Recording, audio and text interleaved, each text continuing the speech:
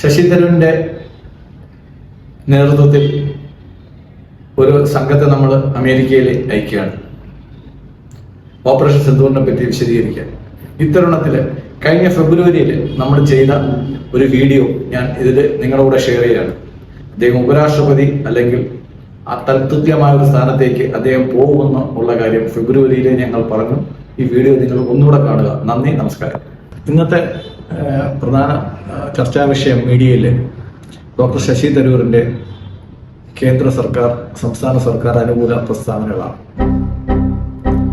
പെട്ടെന്നൊരു പ്രതിപക്ഷ നേതാവ്, പ്രതിപക്ഷത്തിൽ ശക്തനായ ഒരു വാഗ്മിയായ ഒരു നേതാവ് കേന്ദ്ര സർക്കാരിനെ അനുകൂലിച്ച് പറയുമ്പോഴത്തേക്ക് എല്ലാവരുടെയും പുരിയും ചുളിയുന്നുണ്ട്. പക്ഷേ നമ്മൾ ഓർക്കുന്നത്, ഡിപ്ലോമാറ്റിക് ആയിട്ട് രാഷ്ട്രീയം കൈകാര്യം ചെയ്തിട്ടുള്ള ഇന്ത്യയെ കണ്ടിട്ടുള്ള ഏറ്റവും വലിയ ഡിപ്ലോമാറ്റുകളിലെ രണ്ടുപേര് ഒരേ സമയത്ത് ഇന്ത്യയിലെ പ്രതിപക്ഷ നേതാവും ഭരണപക്ഷ നേതാവുമായിട്ടുണ്ടായിരുന്നു. ഒരു ശ്രീ പി.വി. നരസിംഹറാവുവും ശ്രീ എ.വി. വാജ്പേയിയുമായിരുന്നു. രണ്ടുപേരും രാഷ്ട്രീയമായിട്ട് രണ്ട് ധ്രുവങ്ങളിൽ നിൽക്കുമ്പോൾ തന്നെ ഇന്ത്യക്ക് എതിരായിട്ട് യു എന്നിൽ ഒരു പ്രമേയം പാകിസ്ഥാൻ കൊണ്ടുവന്നു കാശ്മീരിനെ സംബന്ധിച്ച്. ആ സമയത്ത് നരസിംഹറാവുവിന്റെ മന്ത്രിസഭയിലോ കോൺഗ്രസ് പാർട്ടിയിലോ നേതാക്കളില്ലാത്തത് കൊണ്ടല്ല, പകരം പ്രതിപക്ഷ നേതാവായിരുന്ന എ.ബി. വാജ്പേയിയോടും കാശ്മീരിലെ നേതാവായിരുന്ന ഫറൂഖ് അബ്ദുള്ളയോടുമാണ് യു എന്നിൽ ഇന്ത്യയെ പ്രതിനിധാനം ചെയ്യാൻ ശ്രീ പി.വി. നരസിംഹറാവു ആവശ്യപ്പെട്ടത്.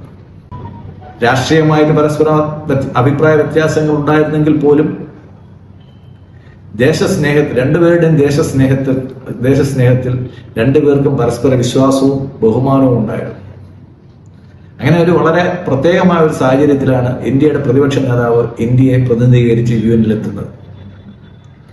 കാശ്മീരിൽ സംസാരിച്ച ഫറൂഖ് അബ്ദുള്ള ചോദിച്ചു, കാശ്മീരിന്റെ പ്രശ്നം ചർച്ച ചെയ്യാൻ പാകിസ്ഥാൻ വന്നപ്പോൾ ഇവിടെ കാശ്മീരി ഭാഷ അറിയാന്നുള്ള ആരെങ്കിലും ഉണ്ടോ? ആരുമില്ലായിരുന്നു. അപ്പോൾ പാകിസ്ഥാന്റെ ആ വികൃതമായ കപട മുഖം വലിച്ചു കീറാൻ, അല്ലെങ്കിൽ കാശ്മീർ എന്നുള്ള വിഷയം വരുമ്പോൾ, അല്ലെങ്കിൽ വിദേശകാര്യ വിഷയം വരുമ്പോഴത്തേക്ക് ഇന്ത്യയിലെ പ്രതിപക്ഷവും ഭരണപക്ഷവും ഒന്നില്ല, എല്ലാവരും ഒറ്റപക്ഷത്താണെന്ന് കാണിക്കാൻ വേണ്ടി ശ്രീ പി.വി. നരസിംഹറാവു എന്ന് പറയുന്ന രാഷ്ട്രീയ ചാണക്യൻ കാണിച്ച ബുദ്ധിയായിരുന്നു അത്. ഈ അവസരത്തിലാണ് പുതുതായിട്ട് അധികാരമേറ്റ അമേരിക്കൻ പ്രസിഡന്റിനെ കാണാൻ ക്ഷണപ്രകാരം ഇന്ത്യൻ പ്രധാനമന്ത്രി ശ്രീ നരേന്ദ്രമോദി അവിടെ എത്തുന്നത്. അപ്പോ ആ നടന്ന പോസിറ്റീവായിട്ടുള്ള കാര്യങ്ങളെ പറ്റിയിട്ട് കോൺഗ്രസിൽ നിന്ന് ഒരു വാഗ്മിയായ വിദേശകാര്യ നയതന്ത്രത്തെ പറ്റി വളരെ അറിവുള്ള ഒരാൾ ഒരു നല്ല അഭിപ്രായം പറഞ്ഞപ്പോഴത്തേക്ക് എല്ലാവരും കൂടെ ചാടിക്കടിക്കാൻ നിൽക്കുന്നത്.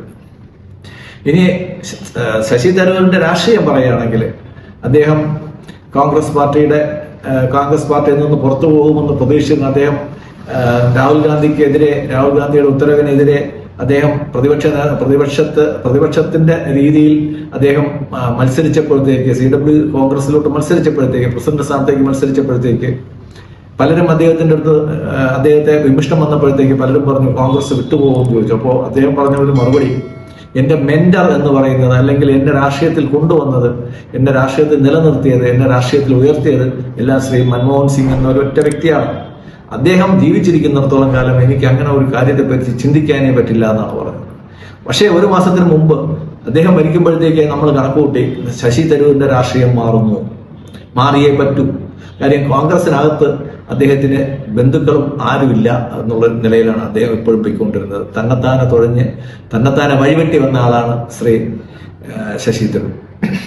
അപ്പോൾ ഈ അവസ്ഥയിൽ നോക്കുമ്പോഴത്തേക്ക് അദ്ദേഹം കഴിഞ്ഞ പാർലമെന്റ് ഇലക്ഷൻ കഴിഞ്ഞപ്പോഴത്തേക്ക് പറയുകയും ചെയ്തു, ഞാൻ ഇനി ഇലക്ഷൻ മത്സരിക്കുന്നില്ല, പാർലമെന്റിലേക്ക് ഇനി മത്സരിക്കാനില്ല എന്ന് പറഞ്ഞു. അതിന്റെ അർത്ഥം പുള്ളിക്കാരൻ ഇനി പാർലമെന്റിലേക്ക് മത്സരിക്കില്ല. പക്ഷെ പാർലമെന്റിൽ മത്സരിക്കാത്ത ഒരാൾക്ക് ഇന്ത്യൻ രാഷ്ട്രീയത്തിൽ കിട്ടാമെന്നുള്ള അടുത്ത ഒരു പദവിയാണ് ഉപരാഷ്ട്രപതി സ്ഥാനം.